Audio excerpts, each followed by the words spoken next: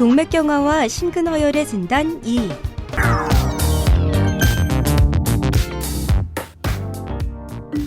동맥경화의 유무와 심근허혈의 여부는 항상 일치하는 것일까요? 동맥경화와 심근허혈의 여부가 항상 일치하는 것이 아니기 때문에 각각에 대한 진단적 평가가 필요하며 그 결과에 따라 치료 방침이 결정됩니다.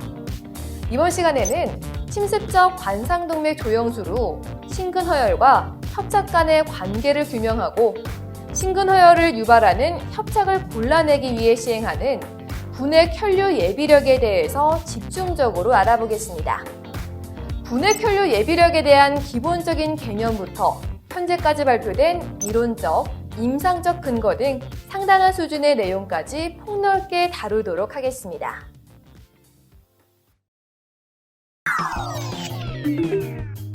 이번 시간에는 분해혈류 예비력을 통한 심근허혈의 진단과 치료 방법은 무엇인지, 관상동맥 CT 기반 분해혈류 예비력을 통한 비침습적 심근허혈의 진단 방법에 대해서 살펴보겠습니다.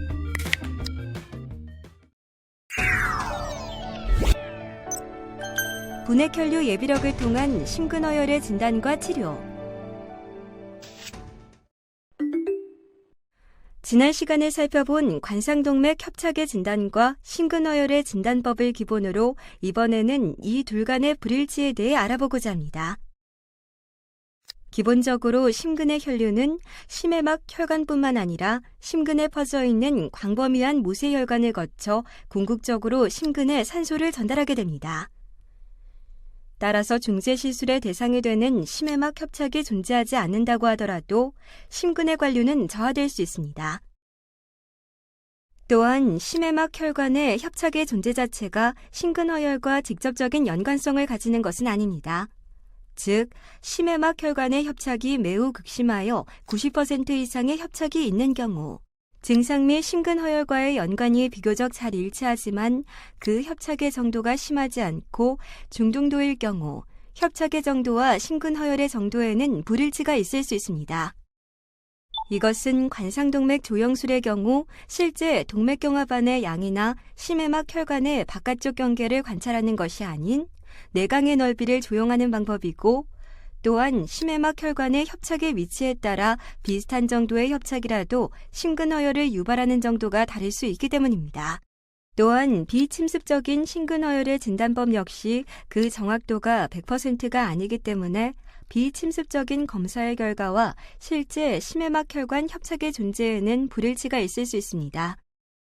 뿐만 아니라 임상적으로 관상동맥 협착의 고위험군으로 판단하는 경우 비침습적 심근허혈에 대한 검사 없이 관동맥 조영술을 바로 시행하는 경우가 있기 때문에 관상동맥 조영술에서 확인되는 협착이 실제 심근허혈을 유발하는지에 대한 정확도가 높은 검사법이 요구되었습니다.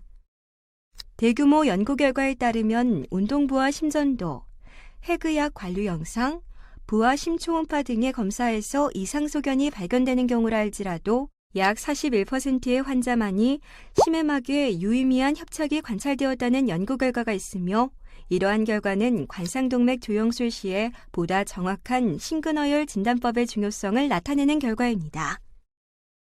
또 다른 신뢰로는 관상동맥 조영 CT에서 50% 이상의 심해막 협착을 보이는 환자라 할지라도 실제 핵의학 관류 영상에서 심근허혈이 증명된 환자는 29에서 58%에 불과하다는 연구 결과가 있습니다. 분해혈류 예비력의 이론적 근거는 무엇인지 알아보겠습니다. 분해혈류 예비력이란 심혈관 조영수로 협착을 보이는 심해막 혈관에 압력 측정 철선을 삽입 후 측정되는 협착 원위부의 압력과 대동맥에서 측정되는 협착 근위부의 압력의 비율을 약물 부하를 통해 최대 혈류 충만 상태에서 측정한 값을 지칭합니다.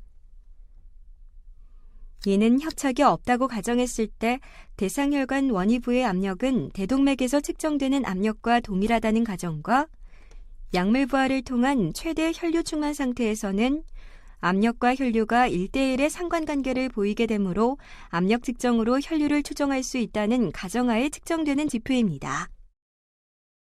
예를 들어 협착 원위부의 평균 압력이 80mmHg, 대동맥에서의 평균 100mmHg라면 분해혈류 예비력은 0.80이 되며 이는 협착이 없을 때의 혈류에 비하여 협착이 있을 때의 최대 충만 상태의 혈류가 20% 감소되었음을 의미합니다.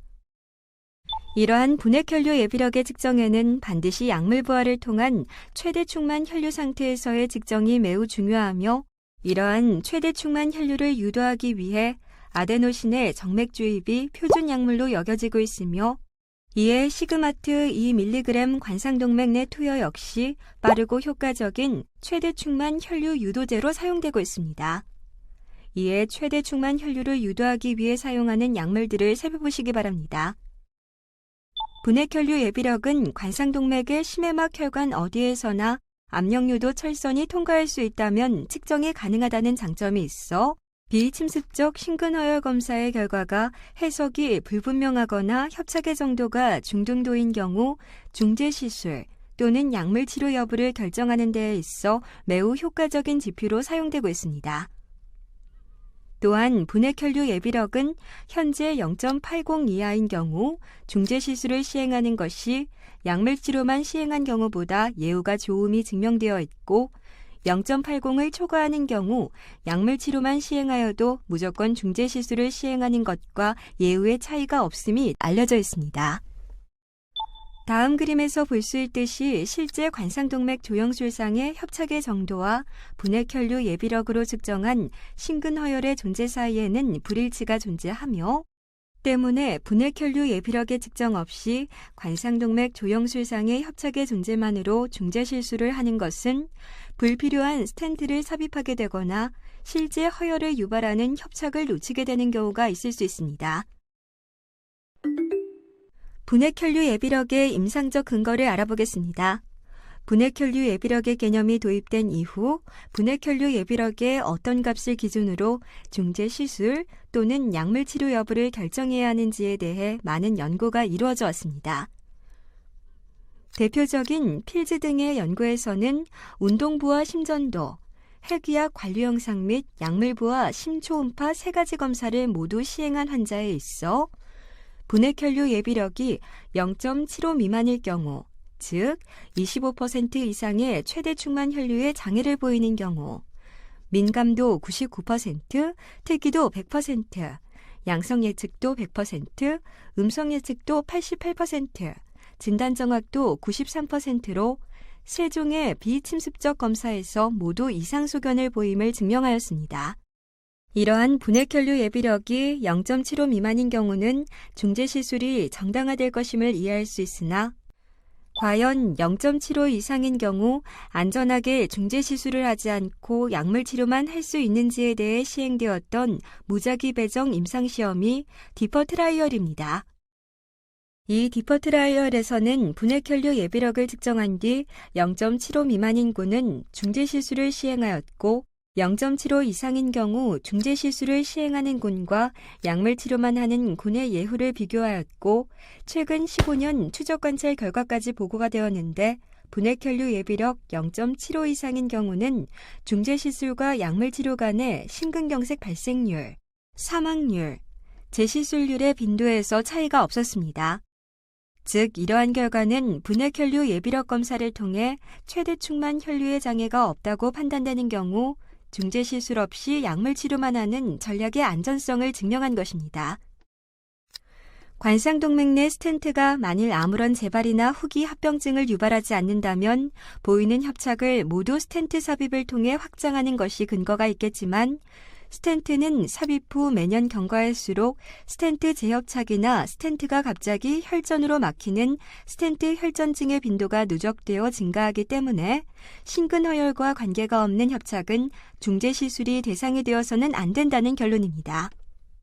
이후 페임트 라이얼은 관상동맥에 2개 이상의 혈관에 협착이 존재하는 다혈관 질환자의 경우 관동맥 조영술상에서 관찰되는 유의한 협착을 모두 스텐트를 삽입하는 전략과 분해혈류 예비력을 측정하여 최대 충만 혈류에 장애를 보이는 병변만 선택적으로 치료한 전략의 예후를 비교한 무작위 배정 임상 연구입니다.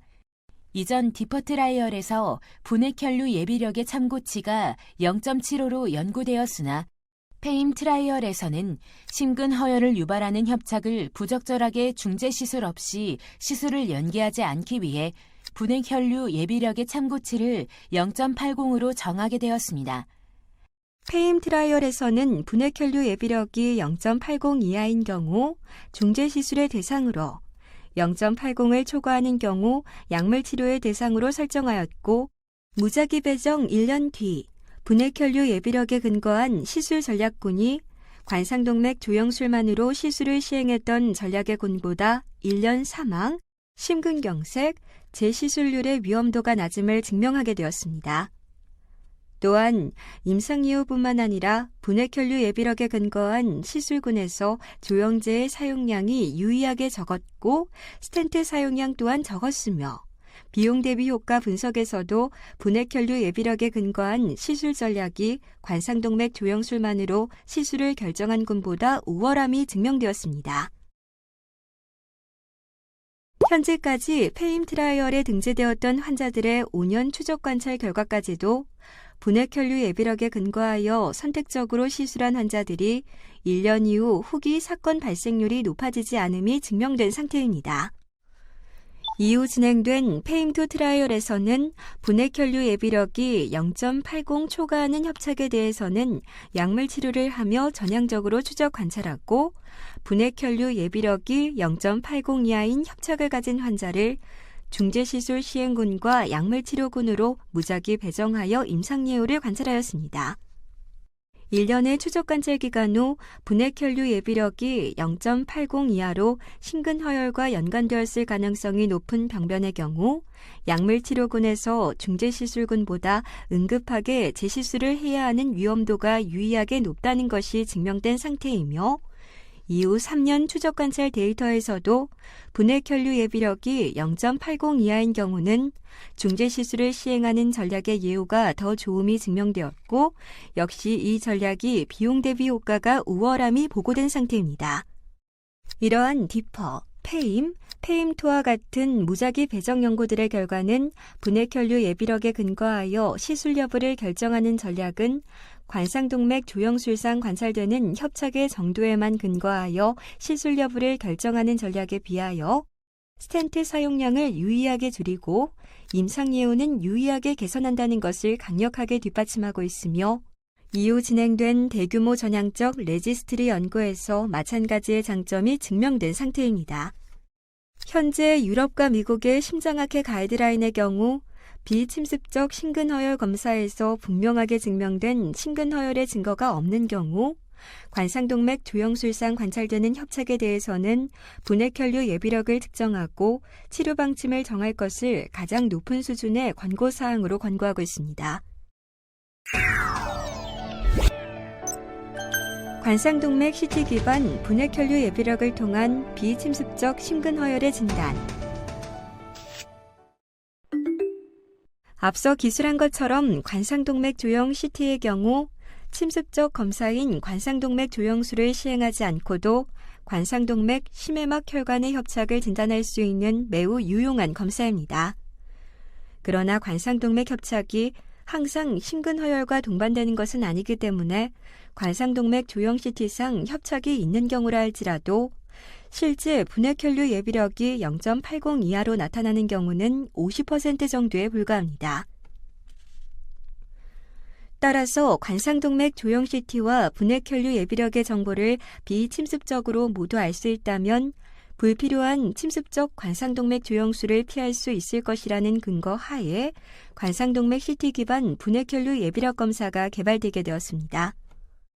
관상동맥 CT 기반 분액 혈류 예비력 검사는 우선 관상동맥 조영 CT에서 관상동맥의 해부학적 구조를 추출하고 이러한 해부학적 모델에 유체 역학적 모델을 이용한 시뮬레이션을 시행함으로써 실제 약물 부하 없이 최대 충만 혈류를 가정한 뒤 협착의 전후에서의 가상의 압력을 계산하고 대동맥에서의 평균 압력과 협착 원위부의 평균 압력의 비율을 구하는 방식으로 계산됩니다.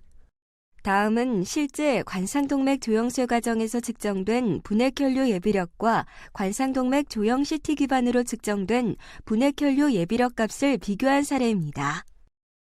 실제 침습적 분해혈류 예비력과의 차이는 관상동맥 CT 기반 분해혈류 예비력의 경우 실제 환자에서 얻어진 최대충만 혈류 상태에서의 압력이 아닌 시뮬레이션을 통해 산출된 압력이라는 점입니다. 그럼에도 불구하고 실제 침습적 분해혈류 예비력을 예측하는 데 있어 민감도 86에서 100%, 특이도 63.4에서 79%의 매우 높은 진단적 정확도를 가지고 있습니다. 또한 일반 관상동맥 조형 CT와 달리 분해혈류 예비력으로 정의한 심근허혈의 진단에 대한 음성 예측도가 약 65%로 매우 높다는 장점이 있습니다. 즉, 관상동맥 CT 기반 분해혈류 예비력을 이용할 경우 임상적으로 불필요한 침습적 관동맥 조형수를 일반 관상동맥 조형 CT에 비해 현저하게 줄여줄 수 있다는 의미입니다. 최근 많은 임상 연구에서 관상동맥 CT 기반 분해혈류 예비력의 결과에 기반한 치료 계획의 설정은 기존 전통적으로 행해지던 비침습적 심근허혈 검사를 기반으로 한 치료 계획 설정에 비해 불필요한 침습적 관동맥 조형술의 빈도를 현저하게 낮추고 환자의 예후는 비슷한 결과를 얻어냈습니다. 이에 기반하여 영국 국립보건임상연구원 진료지침의 경우 급성 흉통 환자의 첫 번째 진단검사로 관상동맥 CT 기반 분해혈류 예비력 검사를 권고하고 있습니다. 다만 2018 ESC 가이드라인에 따르면 관상동맥 CT 기반 분해혈류 예비력은 아직 연구 중인 분야로 실제 임상 적용하기에는 연구 데이터가 부족하므로 추가적인 임상 결과들이 필요한 실정입니다. 관상동맥 CT 기반 분해혈류 예비력의 임상적 근거를 알아보겠습니다. 관상동맥 CT 기반 분해혈류 예비력이 어느 정도의 정확도로 실제 분해혈류 예비력을 예측할 수 있는지에 대해 세 가지 전향적 연구가 시행이 되었습니다. 이들 연구는 실제 환자에서 관상동맥 CT 기반 분해혈류 예비력을 구하고 침습적 관상동맥 조형술 및 분해혈류 예비력을 측정하여 그 진단력을 비교하는 연구입니다. 최초의 연구였던 디스커버 플로우 연구는 국내 연구진에 의해 시행되었던 연구로서 분해혈류 예비력을 예측하기 위한 관상동맥 CT 기반 분해혈류 예비력의 민감도 93%, 특이도 82%, 양성 예측도 85%, 음성 예측도 91%, 진단 정확도 84%의 결과였으며 이는 관상동맥 조형 CT에서 협착의 존재만으로 분해혈류 예비력을 예측하는 민감도 94%, 특이도 25%, 양성 예측도 58%, 음성 예측도 80%, 진단 정확도 61%에 비하여 유의하게 향상된 진단력을 보여주었습니다. 특히 관상동맥 CT 기반 분해혈류 예비력은 일반 관상동맥 조형 CT에 비해 양성 예측도를 매우 향상시킴으로써 관상동맥 조형 CT에서는 유의한 협착이 있었으나 침습적 관동맥 조형술과 분해혈류 예비력 측정 후 유의하지 않은 협착으로 결론이 나는 비율을 현저하게 줄일 수 있음을 증명하였습니다. 이후 진행된 디펙토와 NXT 연구에서 최초의 연구였던 디스커버 플로우와 같은 결과를 얻음으로써 관상동맥 CT 기반 분해혈류 예비력 측정은 그 유용성을 입증하였습니다. 이후 연구자들은 관상동맥 CT 기반 분해혈류 예비력을 환자의 진단 과정에 융합하였을 때의 효과가 기존의 전통적인 진단 과정에 비하여 가지는 영향을 분석하기 위해 플랫폼 연구를 시행하였습니다. 이 연구에서는 전통적인 진단 과정을 거친 환자군과 관상동맥 CT 기반 분해혈류 예비력을 진단의 첫 번째 검사로 이용하는 진단 과정을 거친 환자군에서 실제 침습적 관상동맥 조형술의 시행 빈도와 1년 예후를 비교 분석하였습니다.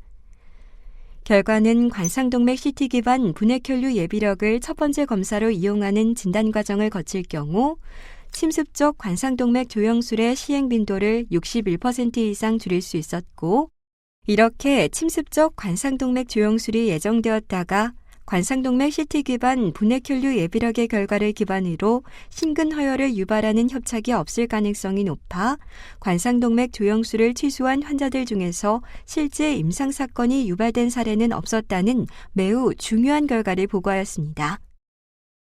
요약하자면 관상동맥 CT 기반 분해혈류 예비력을 흉통 환자의 진단적 검사로 이용할 경우 불필요한 침습적 시술을 상당수 줄일 수 있고 임상적 예우는 다르지 않다는 결과로서 관상동맥 CT 기반 분해혈류 예비력의 임상적 유용성을 강력하게 시사하는 결과입니다. 오늘 학습한 내용 중 핵의학에 대해 더 깊이 알아봅시다. 일반인들에게 핵의학이란 용어가 익숙하지 않는 경우가 많습니다. 의학의 분야가 아닌 의과학의 한 분야로 생각하는 경우도 많고 핵이라는 단어 때문에 약간의 거부감을 보이는 경우도 있습니다. 핵의학과 관련된 질환을 앓거나 뼈 스캔, 흔히 양전자 방출 단층 촬영 등의 검사를 해본 환자나 그 보호자들은 핵의학과에 대해 어렴풋이 들어본 적이 있을 것입니다. 핵의학과는 여러 중요한 검사를 하는 곳으로 그 역사가 그리 길지 않은 가운데서도 임상적 중요성이 날로 더해가고 있습니다. 핵의학이란 방사성 및 안정된 핵종의 특이한 성질을 이용하여 신체의 해부학적, 생리학적, 생화학적 상태를 진단, 평가하고 개봉된 방사성 선언으로 치료하는 의학의 전문 분야입니다. 핵의학 검사 중에서 가장 많이 사용되고 중요하게 사용되는 검사가 양전자 방출 단층 촬영법, 즉 펫입니다. 펫은 간단하게 말하면 어떤 세포의 대사가 증가되었는지 보는 기술입니다. 핵의학 영상 분야에서는 인체의 방사성 핵종으로 표지된 물질을 통해 방사성을 체외에서 측정하여 그 신호를 영상으로 변환합니다. 핵의학 전문의는 이 영상과 방사성의 강도, 총량 등을 종합적으로 판단하여 환자의 상태를 판정하게 됩니다. 핵의학 영상에서 많이 사용되고 있는 검사로 심근 스펙트가 있습니다. 심근 스펙트는 심장의 관상동맥 질환이 의심되는 환자나 또는 확진된 환자 등에서 사용되는 검사 방법입니다. 이번 시간에는 심근허혈을 진단하기 위해 분해혈류 예비력이라는 개념을 확인하고 이것에 대한 기본적인 내용과 더불어 이론적, 임상적 근거를 알아봤습니다. 분해혈류 예비력은 일반적으로 심혈관 조영술 후에 협착을 보이는 심외막 혈관에 압력 측정 철선을 삽입 후 측정되는 협착 원위부의 압력과 대동맥에서 측정되는 협착 근위부의 압력의 비율을 약물 부하를 통해 최대 혈류 충만 상태에서 측정한 값을 지칭합니다. 진료 지침에 따르면 비침습적 검사를 통한 심근허혈의 증거가 없는 경우 분해혈류 예비력 측정을 강하게 권고하고 있습니다. 분해혈류 예비력이 0.80 이하인 경우에는 중재 시술을 하도록 권고하고 있으며 0.80을 초과하는 경우에는 중재 시술을 시행하지 않고 약물 치료를 시행하는 것이 권고되고 있습니다. 즉, 분해혈류 예비력 값에 따라 치료 방침이 결정되기 때문에 그 임상적 의미는 크다고 할 수 있겠습니다. 또 최근에 관상동맥 조영술이 아닌 관상동맥 CT를 기반으로 한 분해혈류 예비력 측정이 높은 진단력을 보여줌에 따라 이에 대한 연구가 활발히 진행되고 있습니다. 지금까지 동맥경화와 심근허혈의 진단, 이에 대해서 알아봤습니다. 감사합니다. 이번 시간에는 동맥경화와 심근허혈의 진단, 이에 대해 학습하였습니다. 다음 시간에는 동맥경화의 약물치료 1에 대해 살펴보겠습니다. 수고하셨습니다.